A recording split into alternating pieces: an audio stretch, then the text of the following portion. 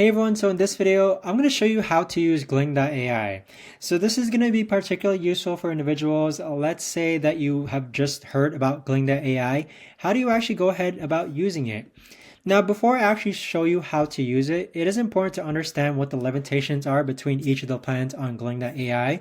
With the free plan, you can only get up to 1 hour of media processed. With the plus plan, you can only get up to 10 hours of media processed. And with the pro plan, you can only get 30 hours of media processed per month. So I have hit the limitation when it came to using the plus plan, but I do use the pro plan now, and 30 hours is more than enough time for me. But if you go into the Gling app, this is what your dashboard is going to look like. You're just going to drag and drop your raw files here, or you can click to browse your file. But now let's actually access one of my older projects. So if I click on this untitled projects from 3 days ago, Gling AI uses something called transcript video editing. So on the left hand side, you have your transcript, and then on the right hand side, you have your video player. And on the bottom hand side, you have your timeline. So what Gling AI does is that automatically removes bad takes, ahs, and silences.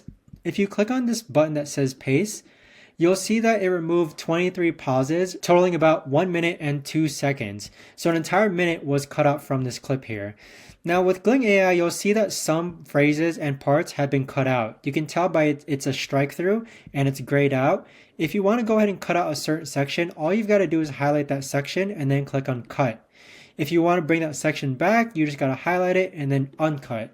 So it's very simple to use, and like I mentioned, it uses transcript editing, which is fairly fast, but you can see it's removing the uhs, the ums, the uhs, and then if I want to remove just the word so, I can just remove the word so by double clicking or highlighting it and then clicking on cut. So that in a nutshell is how to use Gling AI. If you guys know of a better or easier way to actually use it, let me know in the comments down below. I would love to know. But thanks so much for watching everyone, and I'll see you guys all in the next video.